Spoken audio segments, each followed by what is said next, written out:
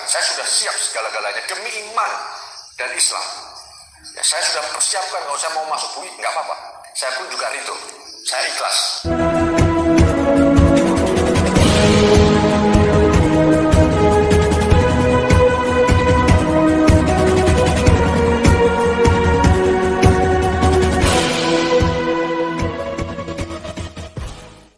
Ya, shalom bagi kita semua dimanapun kita berada pada saat ini. Kiranya kita semua tetap berada dalam keadaan sehat dan apapun yang merupakan aktivitas kita sepanjang hari ini.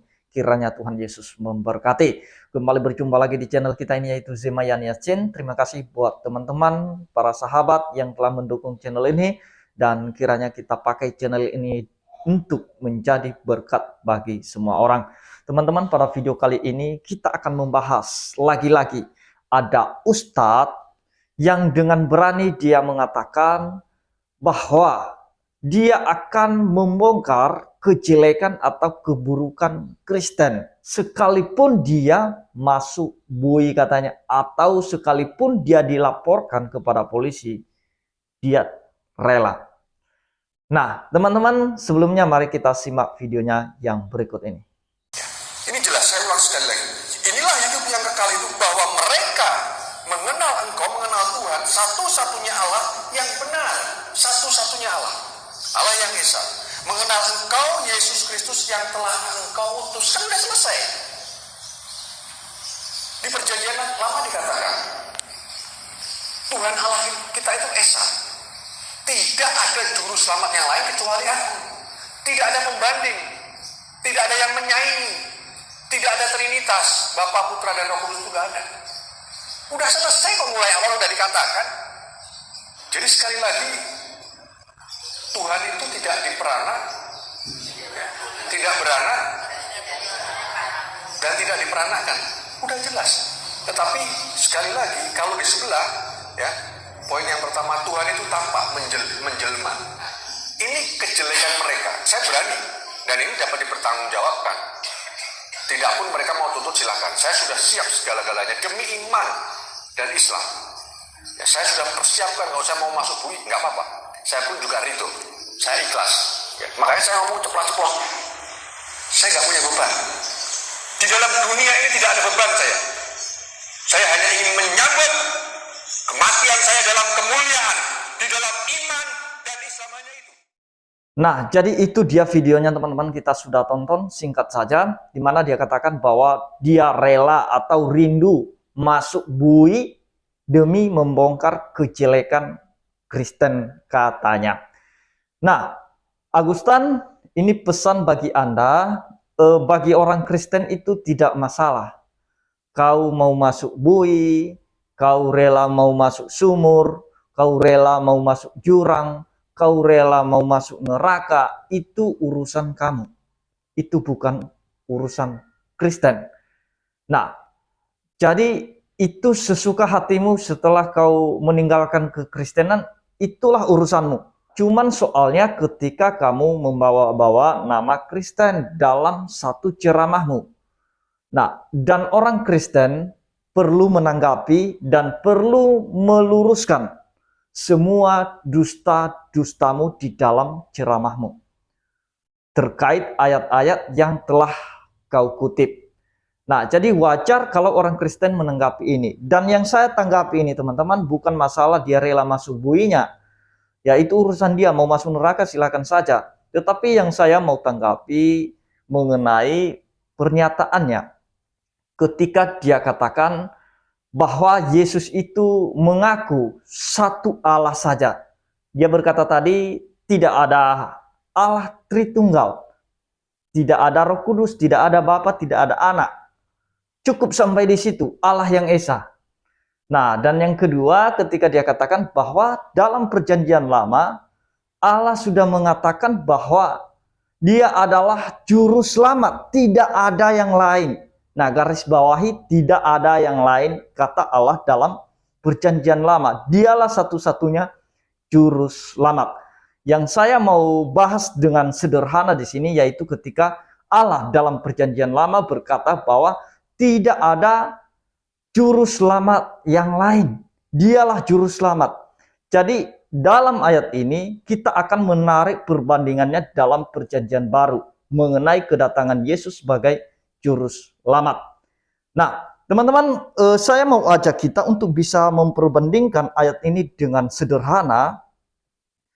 Kita coba buka di dalam Yesaya 43 ayat 11. Ini firman Allah yang disampaikan melalui Nabi Yesaya agar disampaikan kepada bangsa Israel, supaya bangsa Israel itu mengerti, memahami bahwa tidak ada Allah lain selain Allahnya Israel. Allahnya Israel lah satu-satunya juru selamat. Mari kita buka Yesaya 43 ayat 11. Di situ dikatakan, Akulah Tuhan, dan tidak ada juru selamat selain daripadaku. Nah, jadi Augustan menafsirkan ayat ini, dia berkata bahwa tidak ada yang lain, tidak ada yang menyaingi, tidak ada Bapa, tidak ada Anak, tidak ada Roh Kudus. Nah, dia berkata begitu. Mari kita tarik perbandingannya dari ayat Lukas 2 ayat 11 dan 12. Nah, jadi kita melihat di sini ada satu sifat yang sama antara Allah yang berfirman kepada Yesaya dengan Yesus Kristus yang lahir. Coba kita lihat di dalam Lukas 2 ayat 11 sampai 12. Di situ dikatakan, hari ini telah lahir bagimu juru selamat, yaitu Kristus Tuhan di kota Daud. Nah, jadi di situ dikatakan oleh malaikat ya kepada orang-orang, kepada gembala-gembala yang ada pada saat itu. Malaikat yang ngomong ini, bukan manusia. Ini memberitahukan kabar baik mengenai kedatangan juru selamat. Di situ dikatakan hari ini telah lahir atau hari ini telah datang bagimu juru selamat. Jadi apakah juru selamat yang berfirman kepada Nabi Yesaya, apakah dia yang datang ini sebagai juru selamat? Nah, jadi ini adalah merupakan satu perbandingan bagi kita supaya kita mengetahui bahwa Yesus sebagai juru selamat, dialah yang pernah berfirman kepada Nabi Yesaya. Jembatannya dari mana? Jembatannya di dalam Yohanes 1 ayat 1. Yang pada mulanya adalah firman. Firman itu bersama-sama dengan Allah. Dan firman itu adalah Allah sendiri. Allah yang mana? Allah yang juru selamat yang berfirman kepada Nabi Yesaya. Dan ketika dia datang dalam rupa manusia, tetap dia disebut sebagai juru selamat oleh malaikat. Ayat 12. Dan inilah tandanya bagimu. Kamu akan menjumpai seorang bayi dibungkus dengan lampin dan terbaring di dalam palungan. Jadi deal dan clear di sini teman-teman ya. Jadi ada satu sifat di sini di mana Allah yang berfirman kepada Nabi Yesaya dikatakan sebagai juru selamat, demikian juga Yesus dikatakan sebagai juru selamat. Nah, apa artinya bagi kita? Artinya bagi kita membawa satu pengertian bagi kita, membawa satu pemahaman bagi kita bahwa juru selamat yang disampaikan oleh malaikat itu adalah juru selamat yang pernah berfirman kepada Nabi Yesaya. Tidak ada nabi yang lain manapun itu. Sebelum Yesus sudah begitu banyak nabi. Tidak ada yang disebut sebagai juru selamat di antara para nabi sebelumnya.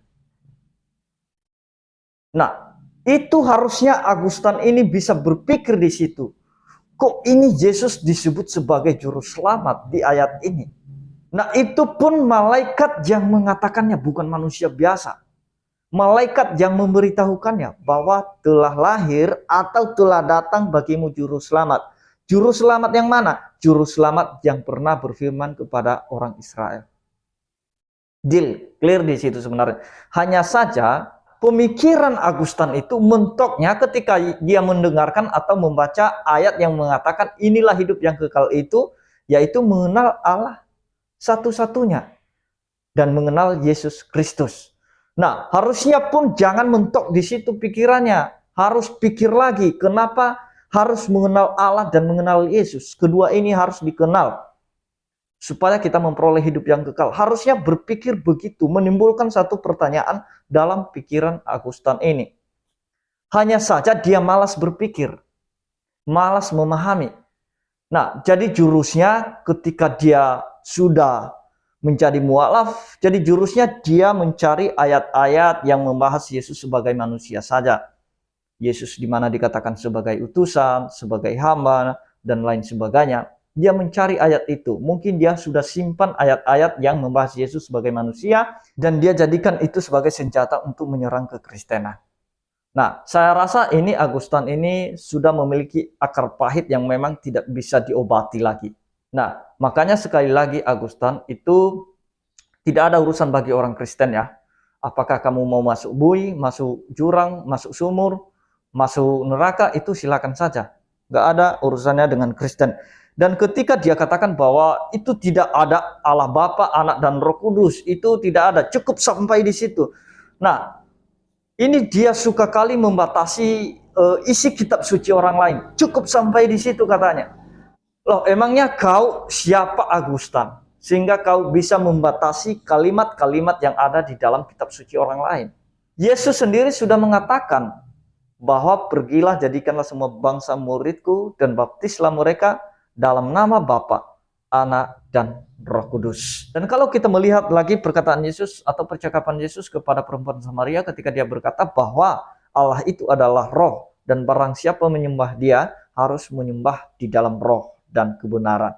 Jadi itu dusta atau kebohongan Agustan kalau dia mengatakan tidak ada Bapa, tidak ada Anak, tidak ada Roh Kudus. Cukup sampai di situ katanya, Allah satu-satunya. Dia membatasi kalimat-kalimat yang ada di dalam Alkitab sesuka hatinya. Nah, jadi itu yang mau saya katakan bahwa karena memang dia sudah sakit hati, akar pahit kepada orang Kristen, mungkin dia punya masalah dulu yang mungkin membuat dia jengkel, sakit hati, sehingga sampai sekarang tidak bisa diobati. Kenapa nggak bisa diobati sampai sekarang? Karena sudah dipelihara sekian tahun akar pahit itu, sehingga akarnya itu sudah luar biasa. Nggak bisa dimatikan lagi akar pahitnya.